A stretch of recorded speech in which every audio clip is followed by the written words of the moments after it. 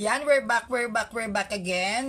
Kanina naudlot yung ating topic, no, regarding sa sacred images ng Catholic Church. So, itutuloy na natin, no, at hindi na muna tayo magpapa-interrupt sa mga sulpotski. No, kayo na ang bahala sa mga Protestants para dito sa comment section para tuloy-tuloy yung presentations natin regarding sa sacred images ng Catholic Church, biblical with standard references. No, gagamit tayo ng mga Protestant references, ng standard references, ng Catholic Church references, at ng Bible. No, mahalaga na pag-usapan natin itong sacred images na ito para mas lalo nating maintindihan yung mga exodo na pinaglalalatag nila without even studying na what is the exegesis ng every verses and chapters na makikita natin sa Bible. When we said the exegesis, it means that every verses that we are reading inside the Bible, it has always an exegetical context. When we say exegetical context, it means it has always a history.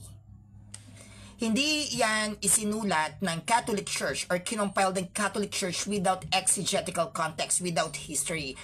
And that history, it was originated in our church, which is the Catholic Church. Wala sila yan.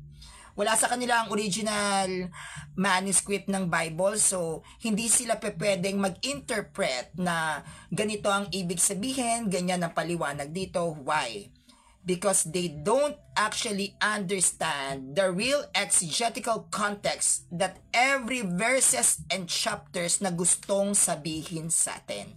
So, magandang hapon sa inyong lahat, no? This is my second live for today.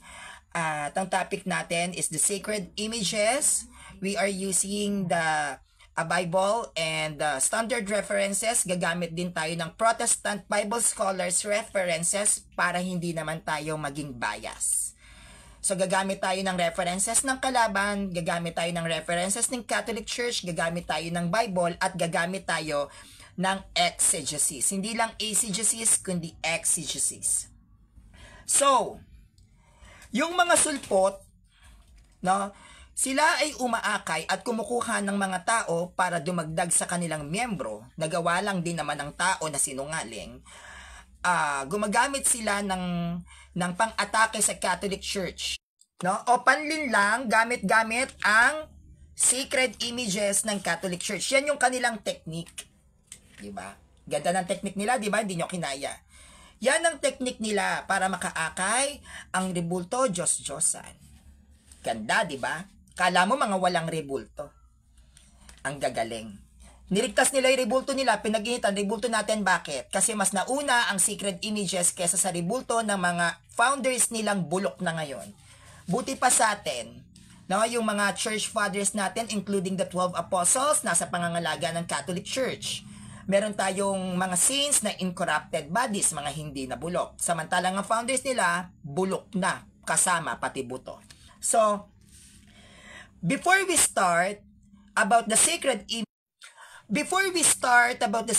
images, we have first to know ano yung sinasabi nila na Diyos-Diyosan. 'Di ba? Ang mga rebulto ng Katoliko, mga Diyos-Diyosan 'to eh. So bago tayo pumunta sa standing Catholic Church about sa sacred images, kailangan muna nating araling maigi. Ano ba yung Diyos-Diyosan? Ang Diyos-Diyosan ba ay nakasulat sa Bible? No?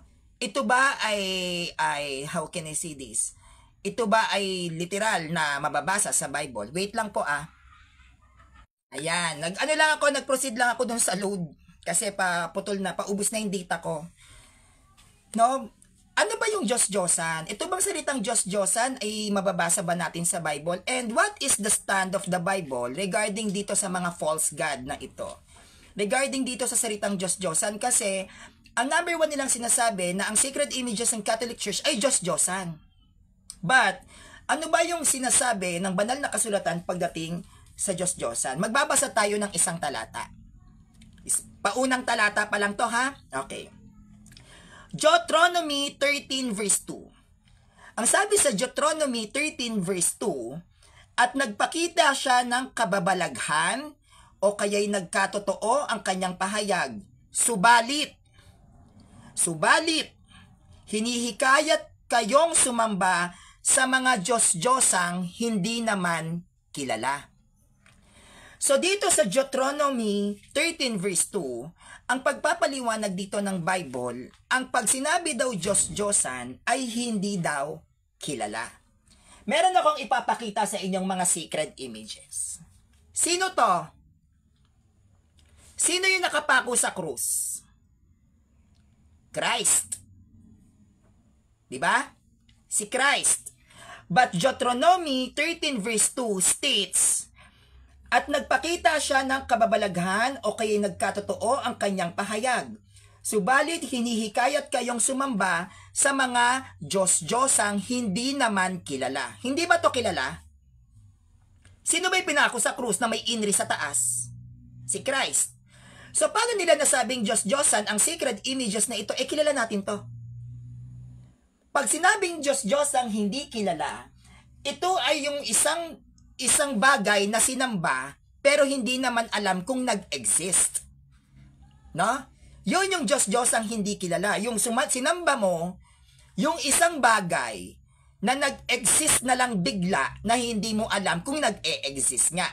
But the sacred images in the Catholic Church like this, hindi ba to nag-exist?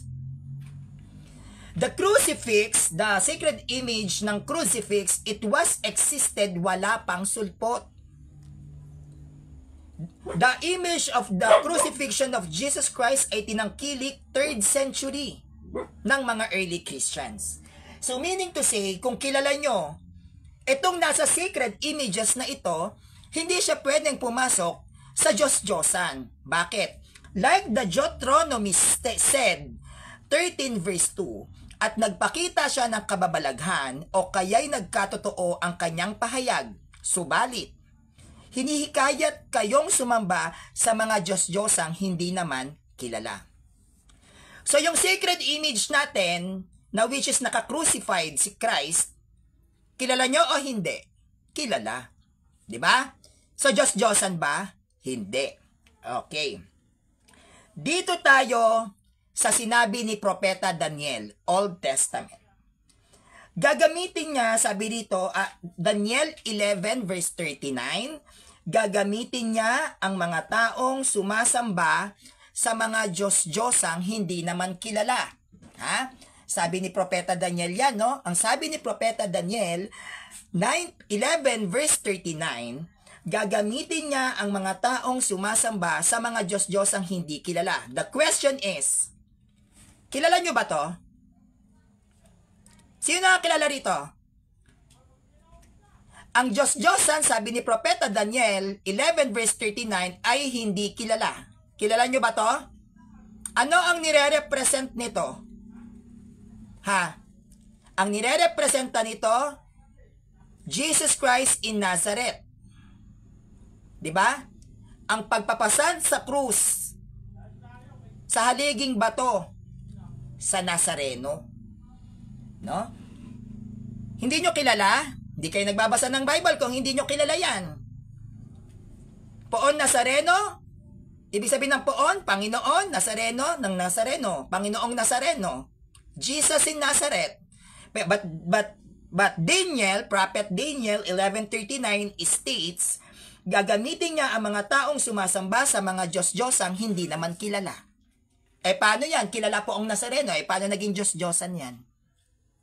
Diba? So, hindi siya Diyos-Diyosan. Bakit? Kasi kilala natin siya. Siya yung inilalarawan sa Biblia. Diba? Siya yung inilalarawan, even this. Ito yung inilalarawan sa Bible. Hindi nyo ba kilala?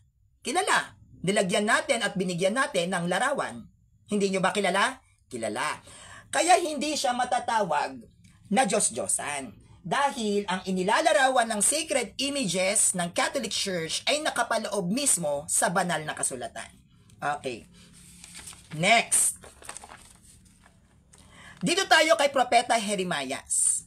Sabi ni Propeta Jeremias 19 verse 4, no, ang sabi niya, ganyan ang gagawin ko, sapagkat ako'y itinakwil ng bayang ito at pinarumi nila ang lupain dahil naghahandog sila sa mga Diyos-Diyosang hindi naman kilala.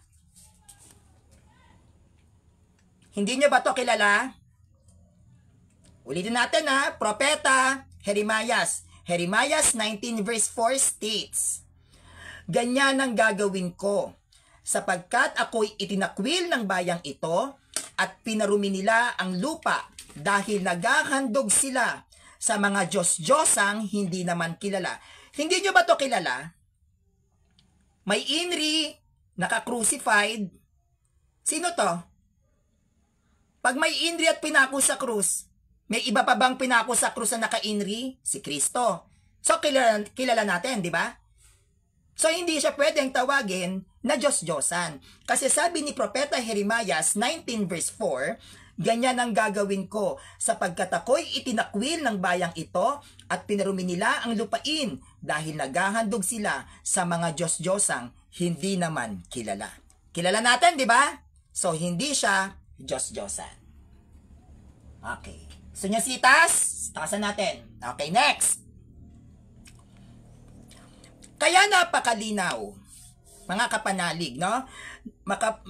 Napakalinaw, sinabi ni Propeta Daniel, sinabi ni Propeta Jeremias, at sinabi rin sa aklat ng Deuteronomio, na kapag sinabing Diyos-Diyosan, ito ay hindi nyo kilala.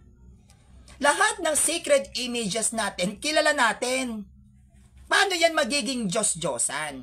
Dahil ang paglalarawan sa banal na kasulatan, pag sinabing Diyos-Diyosan, pag hindi nyo kilala. Paano yan? Kilala natin. No? So, hindi siya Diyos-Diyosan. Okay. Dito tayo sa pangalawa. No? Dito tayo sa katangian. Pumunta tayo sa katangian naman ng rebulto. Ano ba ang sinasabi sa aklat ng Korinto patungkol sa Diyos-Diyosang rebulto? No?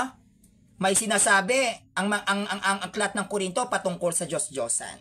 Unang Korinto 8:4. No? 1 Corinthians 8 verse 4. Ang sabi, kaya nga, tungkol sa pagkaing inihandog sa Diyos-Diyosan, alam natin ang mga Diyos-Diyosan ay larawan ng mga bagay na hindi totoo.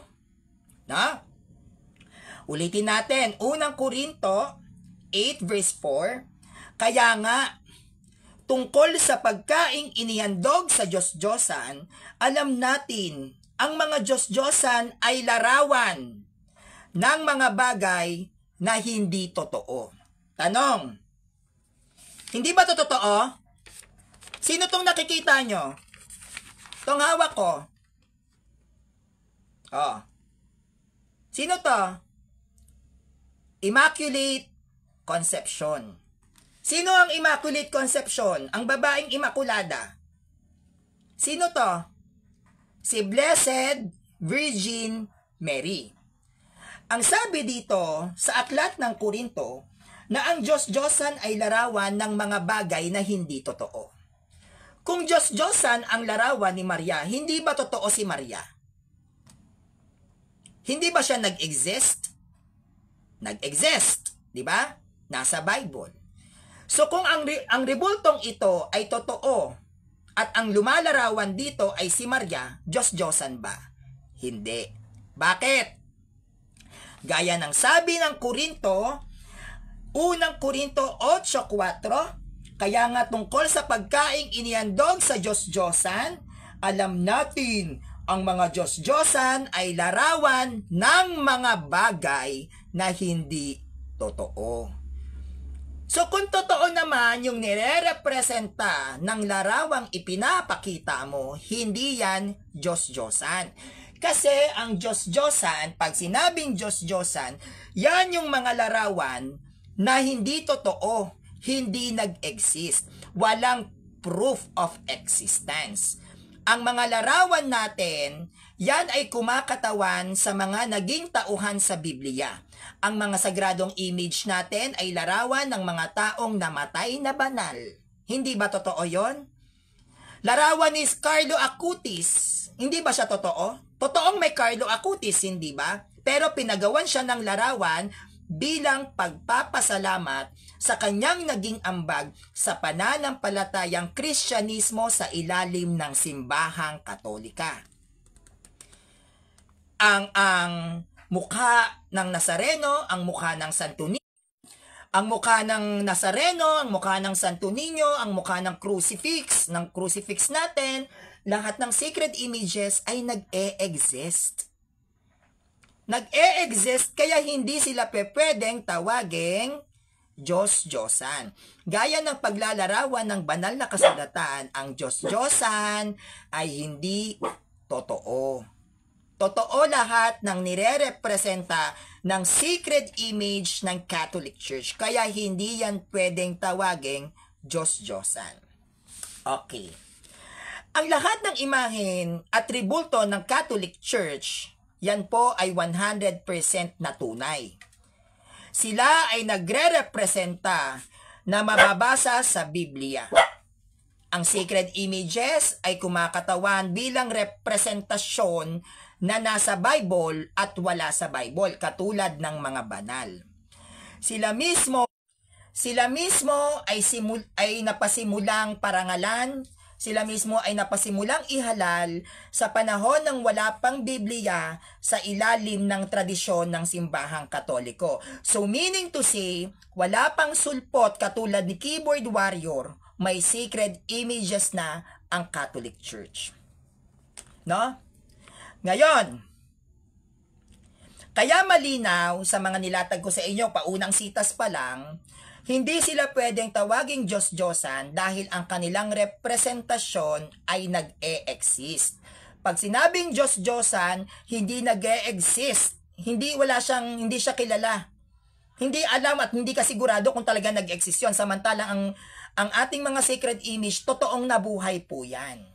Yung mga buhay na banal, ginawan natin ng monumento.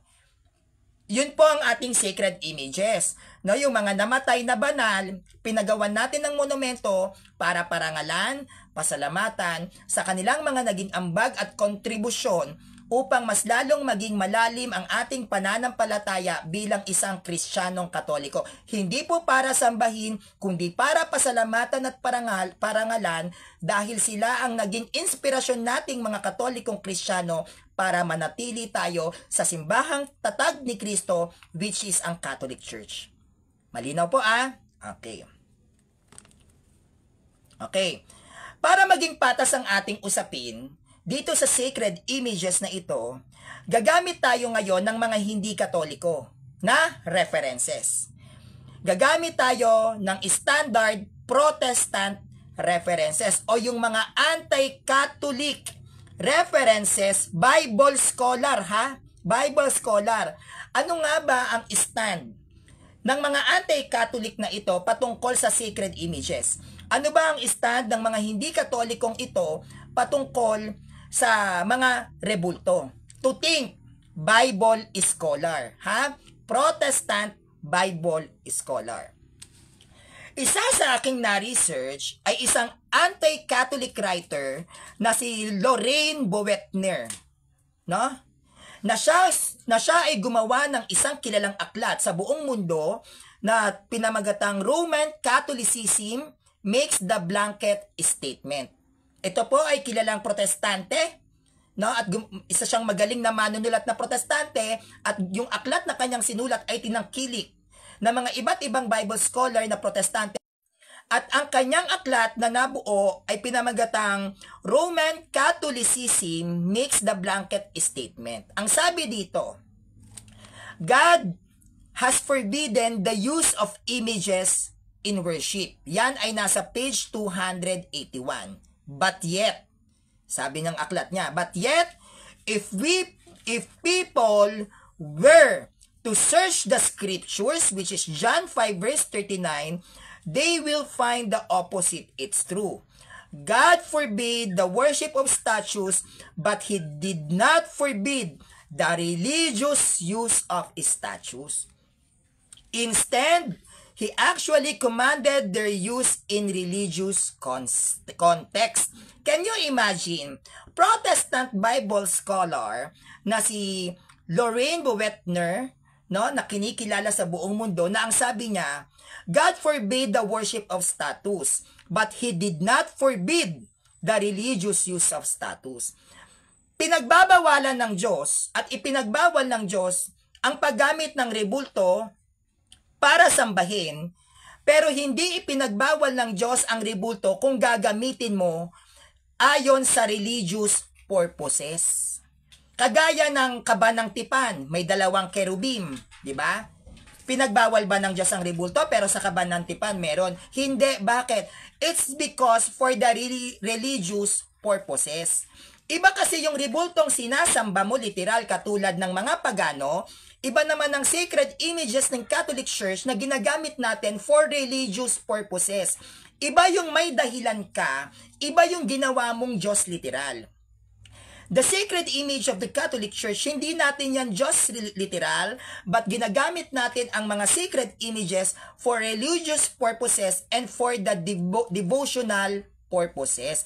Pagdedebosyon. Hindi yan pagsamba dahil yan ay Diyos yang rebulto na yan. Yan ay ginagamit nating mga Katoliko for religious purposes. Just like Lorraine Boettner, an anti-Catholic writer sa kanyang aklat na Roman Catholicism makes the blanket statement, God forbade the worship of status, but He did not forbid the religious use of status. Instead, He actually commanded their use in religious context. Bible scholar na to. Na? So, sino ang tama? Etong Bible scholar na Protestant na kinikilala sa buong mundo o yung mga pipitsuging Protestante na nasa comment section? Diba? Protestant na to. Kaya malinaw, no, dito kay Lorraine Boettner, isang anti-Catholic, ipinagbabawal ang rebulto kung sasambahin at gagawin mong Diyos. Pero kung gagamitin mo ang rebulto for religious purposes, there's nothing wrong with it. Diba? There's nothing wrong with it. So what? Kung may Santo Niño tayo, Santo Niño is not God. Santo Niño image is not God. I'm sorry. Hindi Diyos ang rebulto ng Santo Niño. Pero yung nagre-represent kay Santo Niño, which is si Batang Jesus, Diyos yun. Christ is 100% God. Diba? But bakit tayo may image ni Santo Niño? For religious purposes. For us to remind that Jesus Christ ay naging bata. For us to remind that Santo Niño de Cebu, yan yung unang dinala sa Pilipinas. And we have to think the image, because of that image, the pagans here in the Philippines are being converted, convert into Catholicism as a Christian, di ba? Dahil sa Santo Niño, kaya naging Kristiyanong bansa ang Pilipinas. So what's wrong? Is there something wrong? If we venerate the image, if that image will help us to deepen our faith, no? To deepen our faith to God because we see the representations of God by this image, why not? These images, these sacred images, they are not God. But these images are the representations of the holiness for those people who died for the Lord, and even Lord who died on the cross. But it doesn't mean that the sacred image is a God. No. It is just an representations. Ginagamit ang sacred image para lang sa religious purposes. No? Sabi ko sa inyo dito tayo sa ikalawa, anti-Catholic. Norman Geisler and Thomas Howe, sila ay mga Protestant scholar. Sila ay kilala, tanyag sa buong mundo na nagsulat ng The Big Book of Bible Difficulties. Ano ang sabi sa libro nila? Clear and concise answers from Genesis to Revelation. Norman Geisler and Thomas Howe, Baker Books, 2008, page 84, states, finally, the prohibition in Exodus 20 verse 4 is not against in religious art. Religious art as such, which includes things in heaven, which is like angels, and on earth, which is human and animals. Rather, it was against using any image as an idol. No?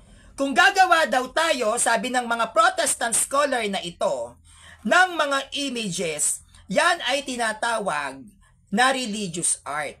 At ang religious art na ito ay tinatawag na Paleo-Christian art.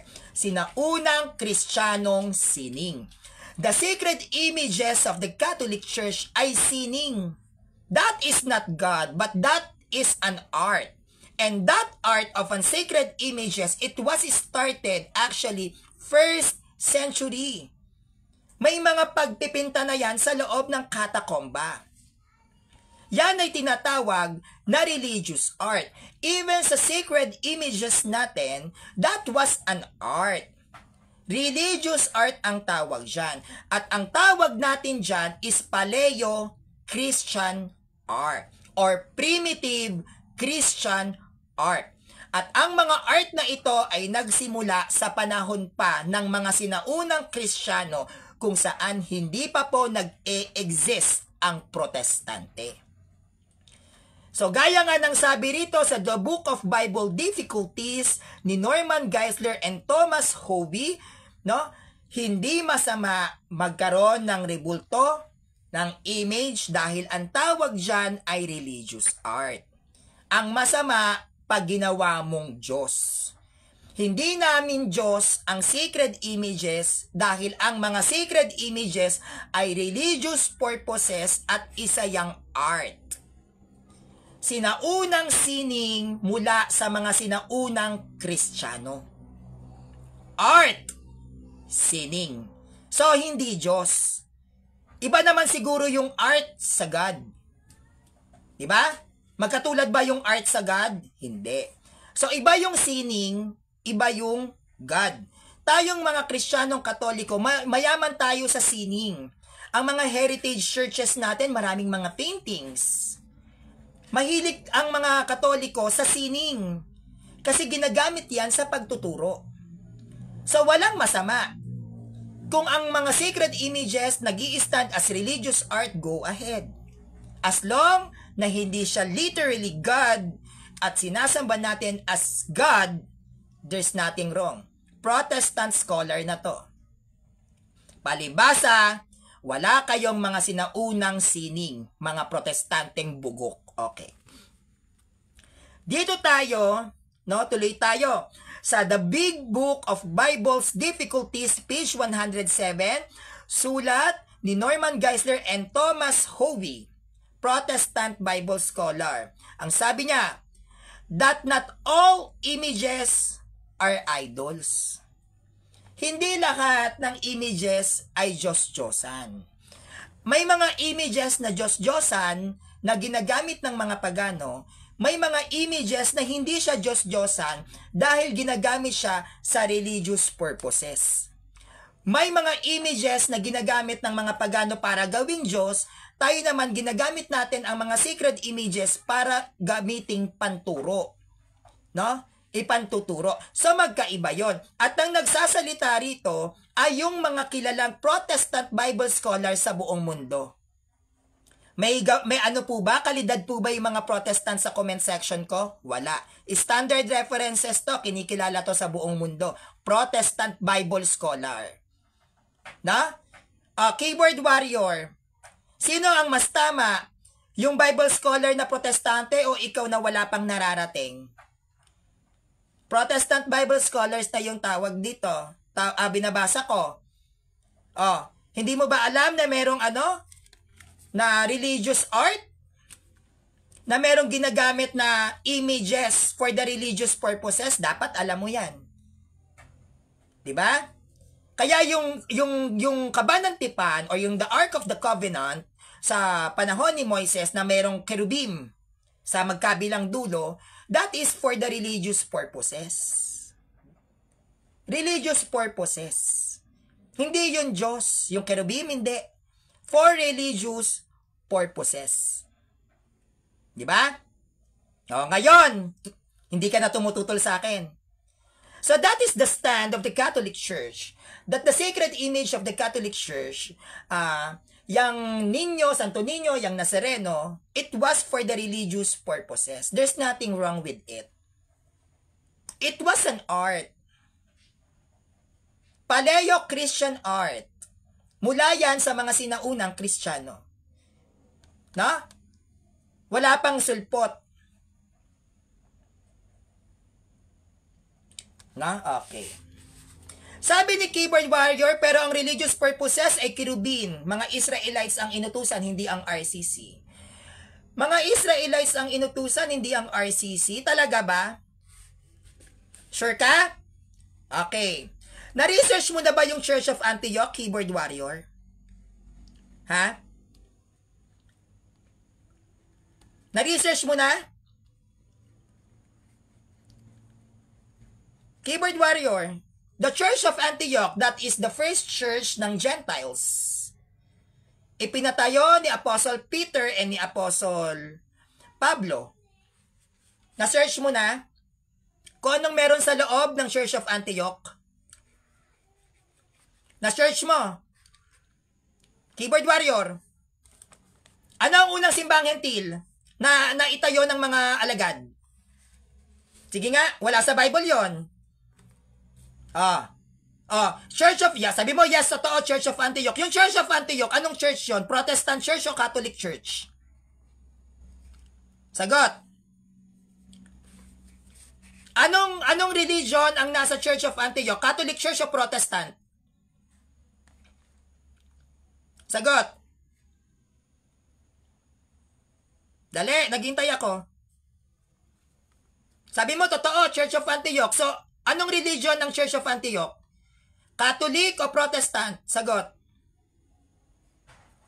Christian Church, sabi mo. Okay, Christian Church. Sino ang umahawak ng Church of Antioch? Kung Christian Church siya. Sinong obispo ang namumuno sa Church of Antioch?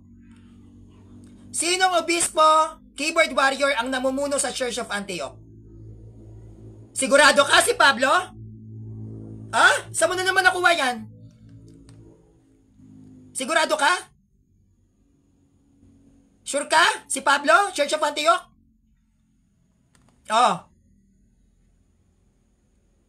Sinong unang obispo ng Church of Antioch? Paano mo sinabing si Pablo? Hindi pwedeng mamuno si Pablo, hindi obispo yan. Wag kang tanga. Hindi obispo si Pablo. Hindi obispo si Pablo. Sinong unang obispo ng Church of Antioch? Bakit, anong sinasabi mong namumuno dun sa Church of Antioch? Si Pablo, hindi naman obispo yan. Sino ang unang namuno sa Church of Antioch? Wag kang sinungaling. Wag kang sinungaling, hindi si Pablo. Ang unang obispong namuno dun, bakit si Pablo, si Pedro? Nasa kanyang authority. Anong si Pablo ang pinagsasasabi mo? Hindi ka nag-aral? Hindi si Pablo namuno, si San Pedro. Paano naging si San Pablo? Mas mataas si San Pablo kay San Pedro? Ha? Mas mataas si San Pablo kay San Pedro? Bakit paano naging si San Pablo ang namuno sa Church of Antioch? Ay? Huwag ka mag-imbento rito. Huwag ka mag-imbento rito. Ang una, the first bishop of Antioch is Saint Apostle Peter. San Pedro, sa kanya iniwan ang pamamahala ng iglesia, tanga. Anong San Pablo? Sino may sabi sa yung si San Pablo? Ba't sumasagot ka rito ng mali-mali? Kalawang tanong. Sino ang ikalawang bishop, ikalawang namuno ng Church of Antioch? Sige, Keyboard Warriors. Who is the second bishop o second leader ng Church of Antioch based on the history? Dali. Pablo ka pa, ha? Tungaw na to. Ano yan? Mas mataas si Pablo kay Pedro? Okay. Kalawa, who is the second bishop ng Antioch? Dali. The second bishop of Antioch is Evodius. Dapat alam mo yan. O baka si Evodius, hindi mo rin kilala. Who is Evodius? Who is Evodius? Who is the second bishop of Antioch, which is Evodius? Baka hindi mo rin alam. Evodius, the second bishop of Antioch, siya ang nagbansag na tatawaging Kristiyano ang mga nasa Antioch. Kaya the first Christian is Evodius. Dahil during that time, wala pang bansag na Kristiyano. Nagkaroon ng bansag na Kristiyano dahil kay San Evodius, the second bishop of Antioch. Baka hindi mo rin alam. Who is the third bishop of the Church of Antioch? Keyboard warriors. Who is the third bishop ng Church of Antioch? The third bishop ng Church of Antioch is San Ignacio. So who is this San Ignacio? San Ignacio is the responsible why we have the name Catholic. Bakit kami tinawag na Katoliko? Because of the third bishop of Antioch, 110 AD. First century. Now, I will repeat the question. Anong religion ang umiiral sa Church of Antioch? The Catholic Church. And why Catholic Church? Because this bishop, Evodius and Ignacio, is the bishops of the Catholic Church under the Roman Catholic Church. Dahil si Pedro, ang hawak niyan, Roman Catholic Church. Nandun ang bangkay niyan. Ang bangkay ni Apostle Peter ay nasa Vatican. Ang nag-ordain kay Ignacio ay si San Pedro. Literal na disciple ni Peter, si San Ignacio. So the Church of Antioch, which is written in the Bible, in the book of Acts, it is a Catholic church. Okay, now, sa original church, yung Antioch na yan, the Church of Antioch, na-research ba ng mga Protestant kung anong meron dun sa loob? Na-research kaya? Sa loob ng Church of Antioch, meron niyang altar at rebulto. May altar at rebulto yan. May altar yun ni San Jose, ay may rebulto yun ni San Jose, at may altar. Bakit may altar? Dahil doon nagbabanal na hapunan ang mga Kristiyanong Katoliko, hindi Protestante. At ang pinararangalan nila doon ay ang rebulto ni San Jose. Dapat inaral nyo yan, the Church of Antioch. Wala pa kayo sa Church of Corinth, Church of Efeso. Punong-puno yan ng mga sacred images na ginawa at hinulma sa kamay ng mga sinaunang Kristiyanong Katoliko. So, what is my point? If the apostles was against into the religious sacred images, bakit niya hinayaan na ang Church of Antioch, which is yan ay pinagawa ni Apostle Peter and Apostle Pablo, ay may rebulto? At yung iba pang mga churches ay may mga sacred images din na pinagawa naman ni San Pablo sa bayan ng Turkey. If the apostles are against into the sacred images like we Catholics, bakit pinayagan niyang magkaroon ng ganyan? Ng mga monumento? Diba? Aral ka ha, keyboard warrior, na wala ka. Okay, pangatlong, gagamit tayo Jewish theologian. No? Jewish theologian, nakakahiya naman sa mga sulpot dito sa comment section. Baka sabihin nyo, mas magaling pa kayo dito. Jewish theologian, Judaism and the Visual Image, a Jewish theologian of art by Melissa Rafael. No?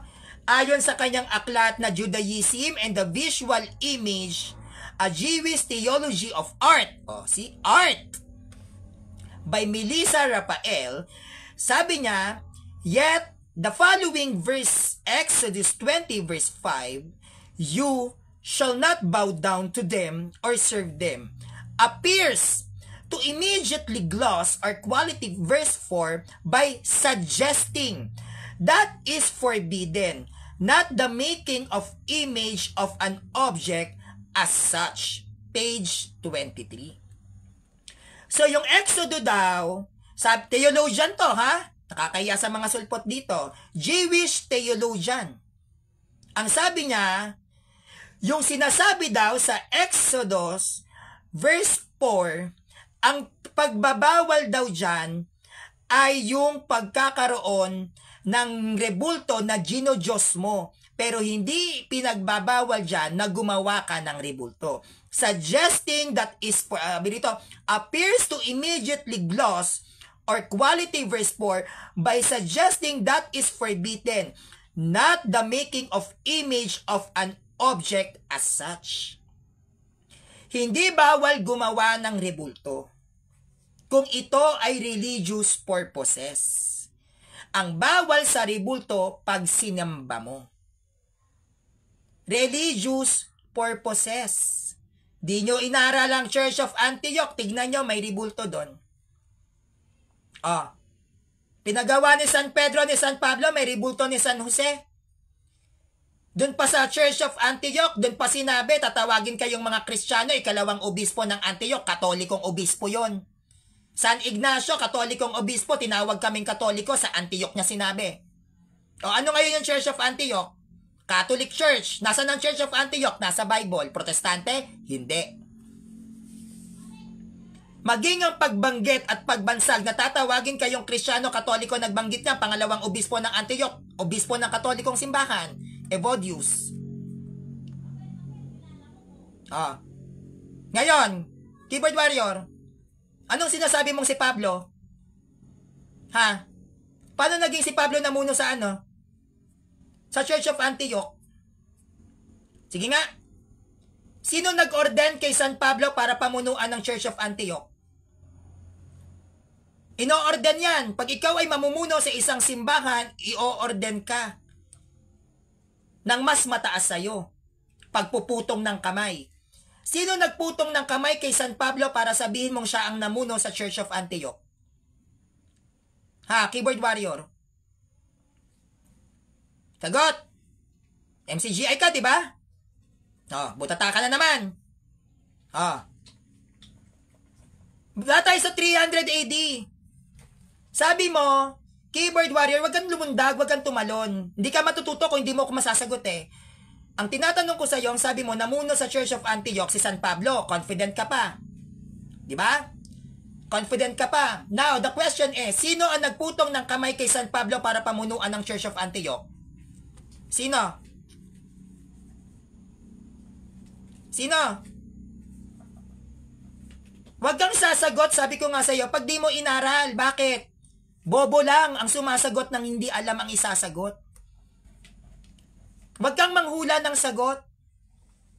Kapag sasagot ka, siguraduhin mong inaral mo. Bobo lang ang nakikipagsapalaran ng sagot na hindi mo naman inaral. Tanga, aral ang kausap mo. Makinig ka lang. Huwag kang sagot ng sagot. Kaya ka napapahiya eh.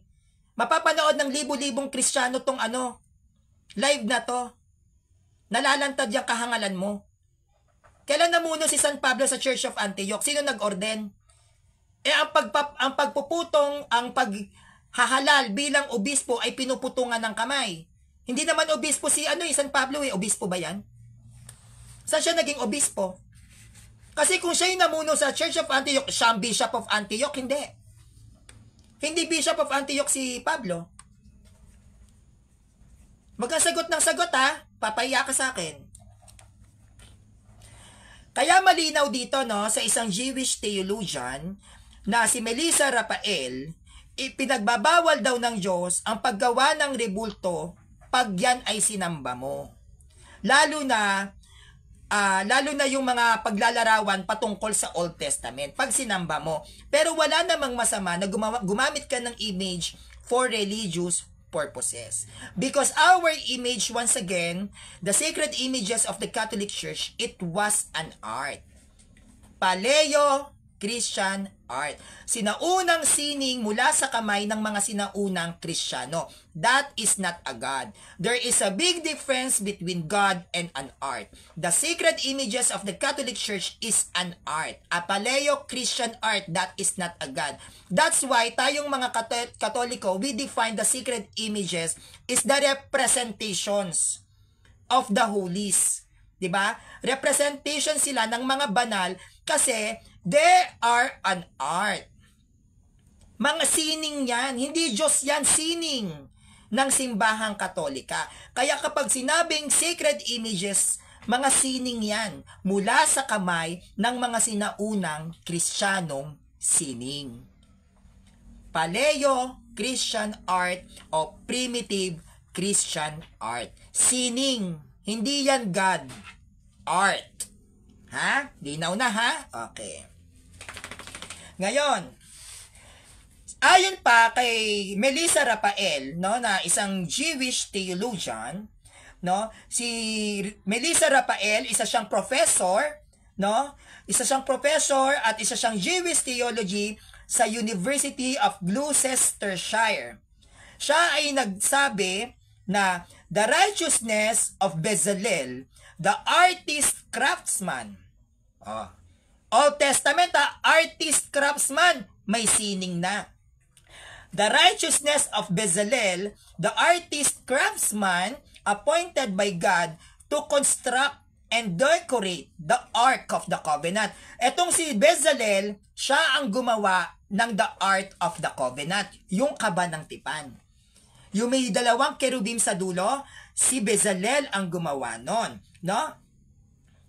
The Ark of Covenant and the Tent of Meeting is not in question. In Exodus, Bezalel crafts and utensils for the tabernacle, but there is no suggestions that he is an idol maker.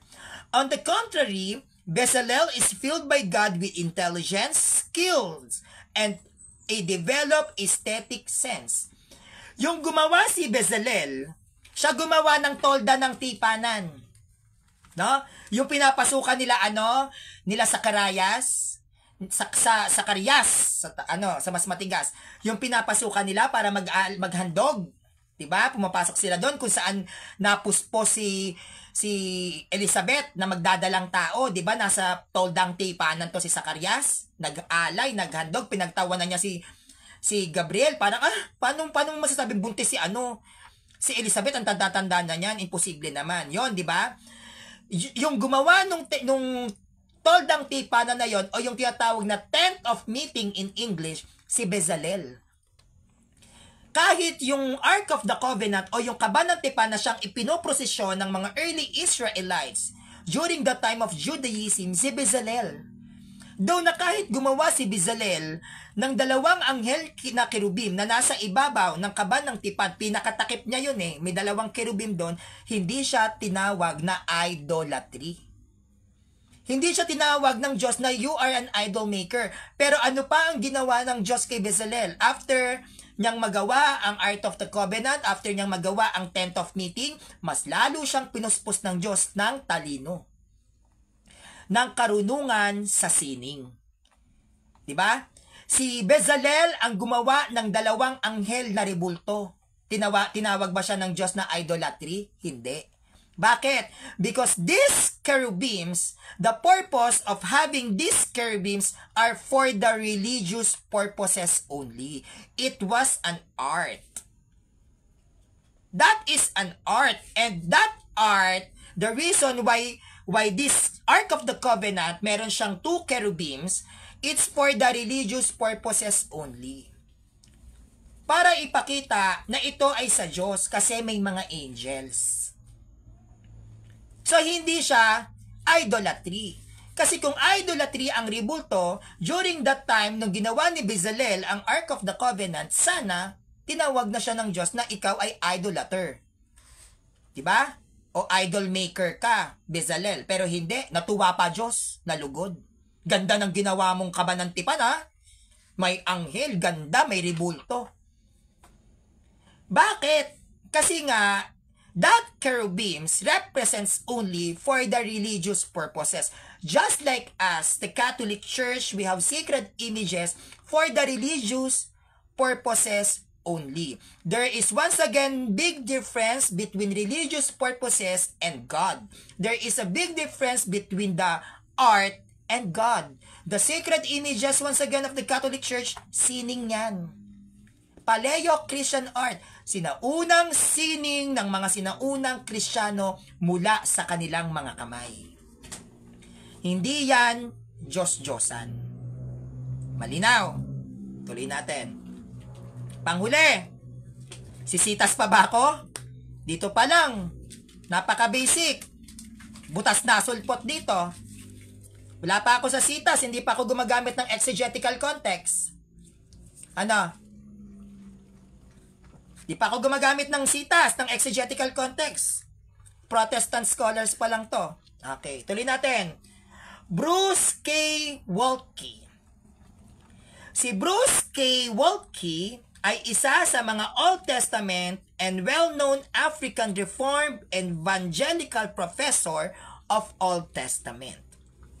Ang kanyang sinulat na aklat ay pinamagatang An Old Testament Theology, an Exegetical, Canonical, and Thematic Approach by Bruce K. Waltke. Theologian.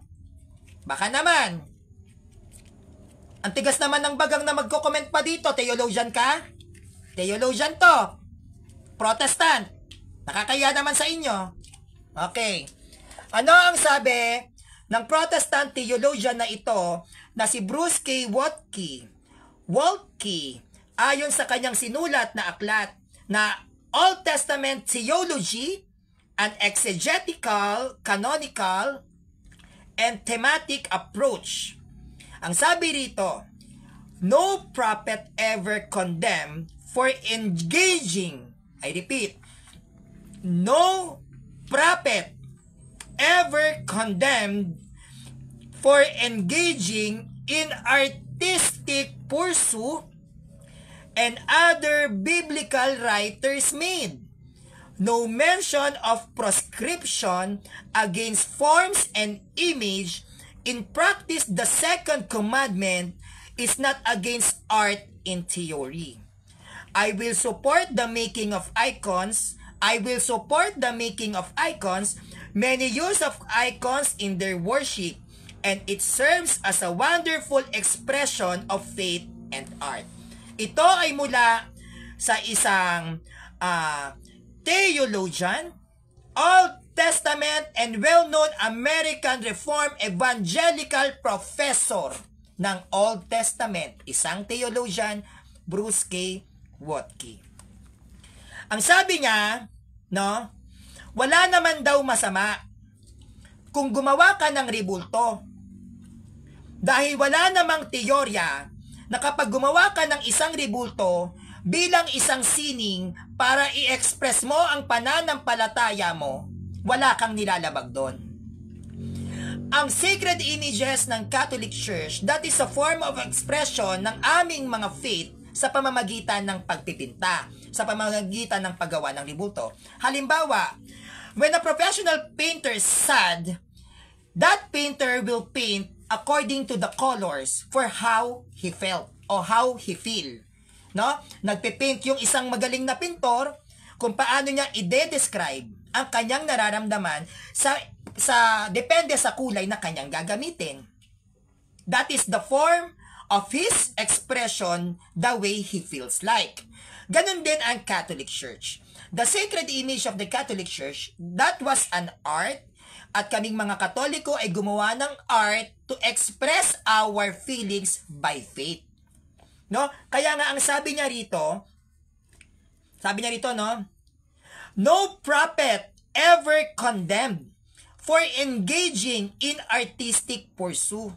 Walang propeta na sinaway ang mga sinaunang Israelita dahil lang sa isang sining. Ang templo ni Solomon, punong-puno ng imahe na tribulto sa loob. Sinaway? Hindi. Why? Dahil mga icons yon. Yun yung art. At hindi ka kahit kailan sisitahin ng mga prophets, even ng early Christians, kung yun ay isang art. Because an art is one of the way how we express our feelings. Maaaring sa love, maaaring sa hate, at maaaring by faith. And these sacred images, that is how we express our feelings by faith through artistic pursuit. Hindi yan God. That is an art. At ang sabi niya rito, no mention of proscription against forms and image in practice.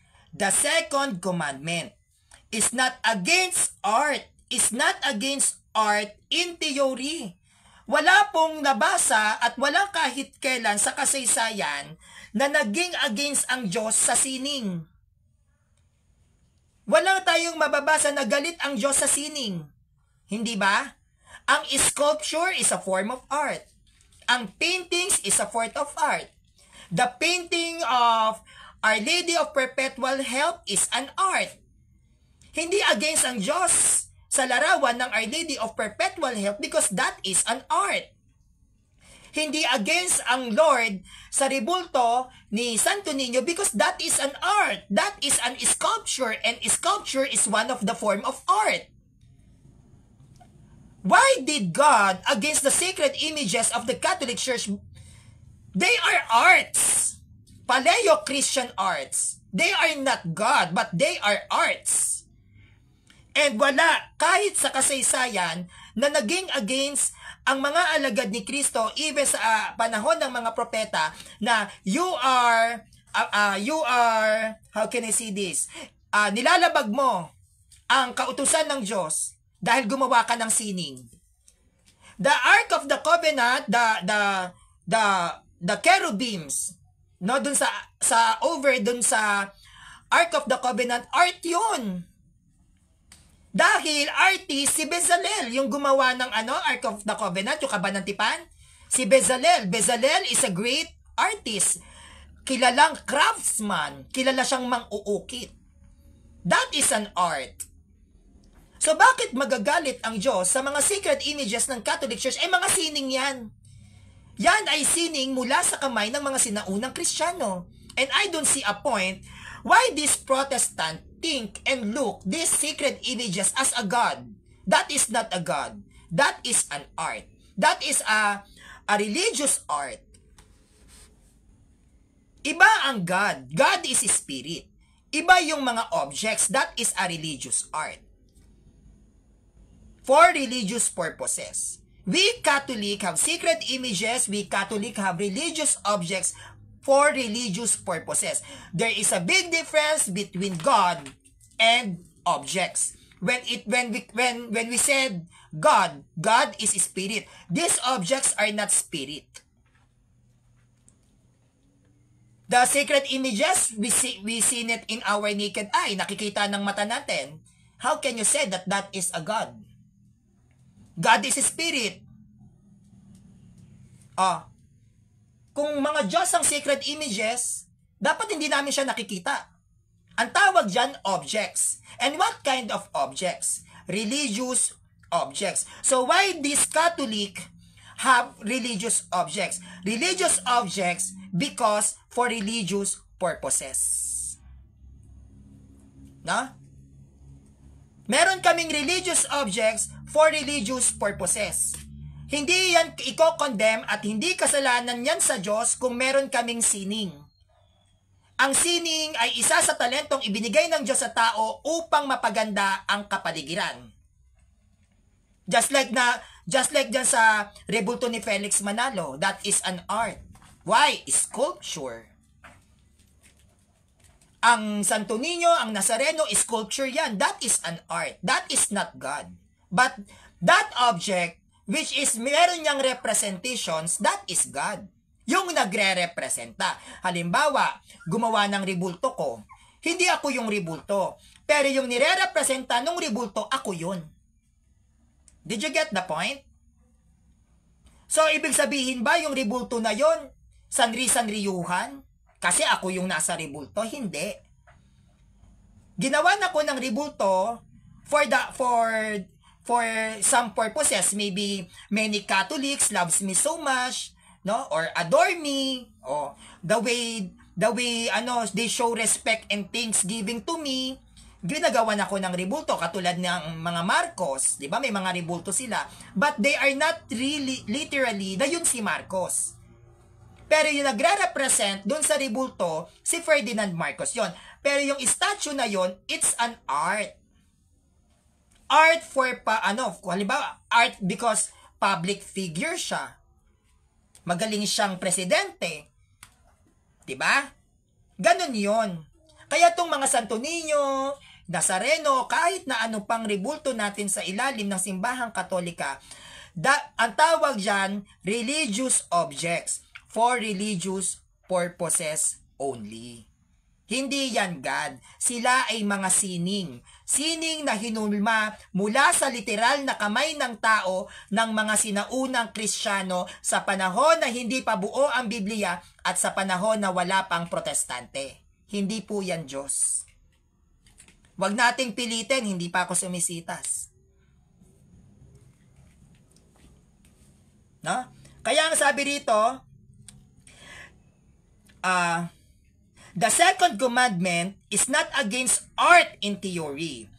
I will support the making of icons. Many use of icons in their worship and it serves as a wonderful expression of faith and art.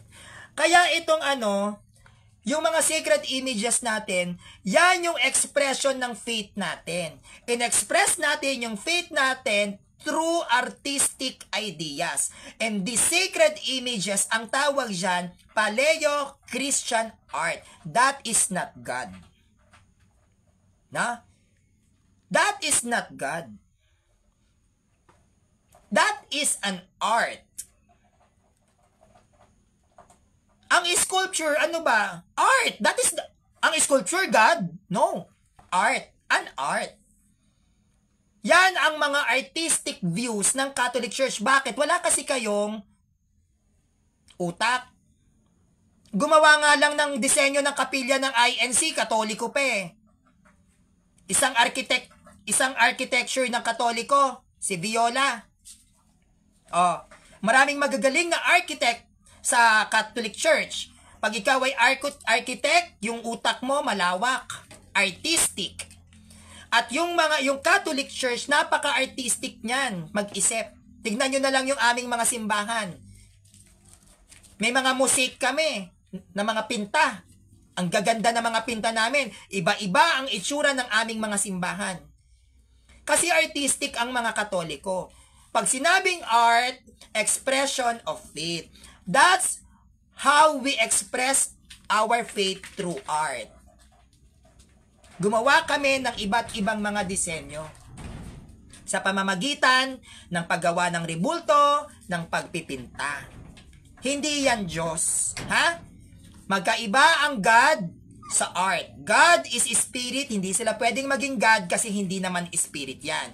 And the sacred images is a religious objects that we use as a religious purposes. Not the sacred images, we are not using that as God, but we are using that as a religious purposes. Wag fake news. Okay.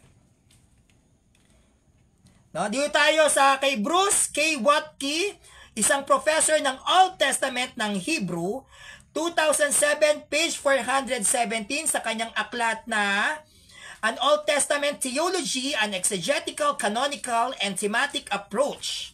Ang sabi niya rito, he is an expert in an Old Testament and well-known American Reformed Evangelical Professor of Old Testament in Hebrew. Theologian na to lahat, mga Protestante. Mga hindi na Katoliko to. Sino pang mas papakinggan?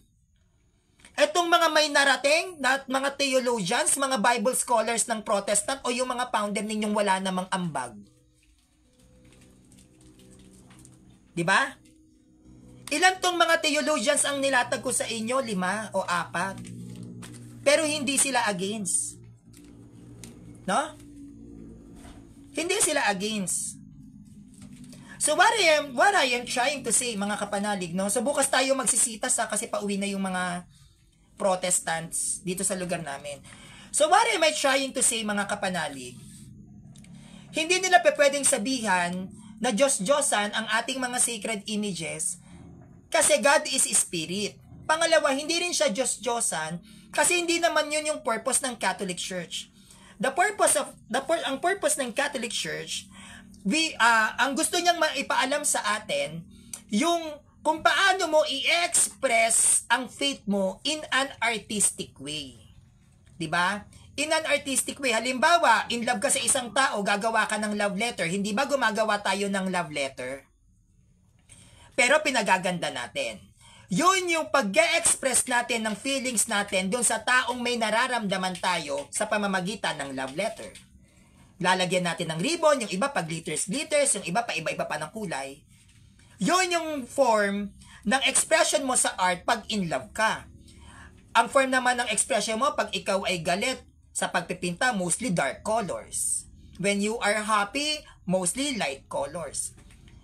Tayong mga Katoliko, by faith, how we express our faith through arts, sacred images. Kaya hindi po yan God.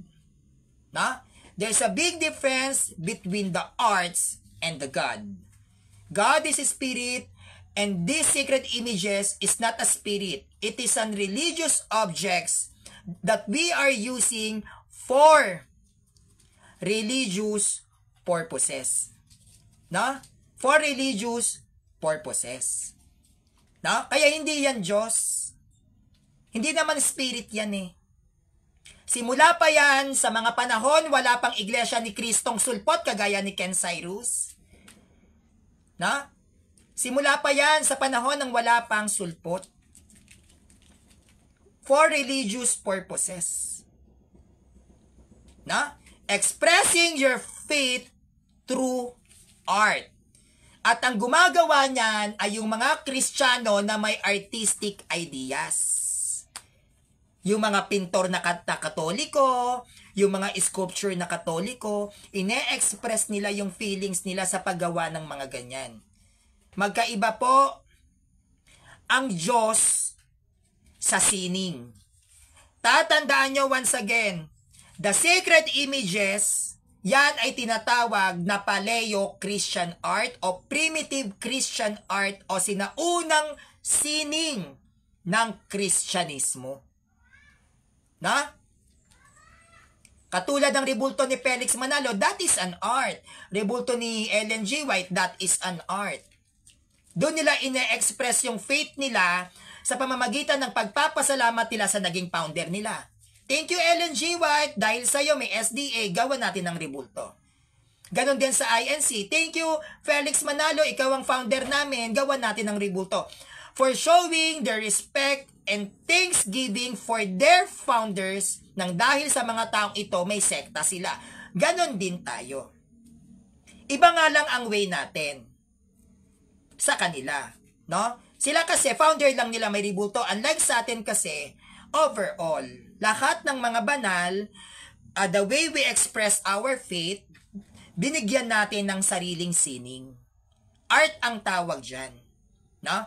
Sana po malinaw at bukas doon naman tayo sa Bible based, no, kasi pauwi na po yung mga mga kapitbahay, so napakaingay ko. So bukas po Bible based naman tayo at saka yung history ng sinulog ng Santo Niño, abangan po ninyo at sana nagustuhan niyo po yung presentations natin regarding sa ayon sa mga Bible scholars pagdating sa sacred images at sana may natutunan po kayo ngayong araw na ito.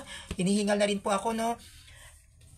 May natutunan po kayong araw na ito sa kung paano tayo mag-i-stand, no, na sa pagdating sa sacred images. At bukas pag-uusapan natin yung mga naging tradisyon, kung paano ginamit ang mga rebulto ng mga lingkod ng Diyos. No, gumamit ng rebulto 'yan eh. Yung mga lingkod ng Diyos, no? At may mga rebultong hindi pinabasag ang Diyos na nasa Bible din. No, i-reveal ko po sa inyo 'yan kasama ang history, I mean the exegetical context. So, yun po ang ating tatalakayin bukas. Once again, this is Sanrio, ang founder po ng Ave Maristela Catholic Defender, na nag-iiwan po ng salita sa inyo na Hindi po tayo Bible alone, kaya wag tayong umasa sa mga sinasabi ng sulpot saan mababasa. Ang tanong, saan nagmula ang inyong binabasa? Saan nagmula ang inyong kinaaaniban? Dahil ang pinakamahalagang dapat pag-aralan ng bawat Katoliko, saan nagmula ang pananampalataya mo? Saan itinatag? Sinong nagtatag? Kailan itinatag? Yan yung mga basihan na dapat natin unang-unang isipin para malaman mo na ikaw ay nasa tunay na iglesyang tatag ni Kristo, walang iba kundi ang Catholic Church. So yun lang po, maraming salamat and please subscribe on my YouTube channel, Sanrio TV. Maraming pong salamat sa inyong lahat.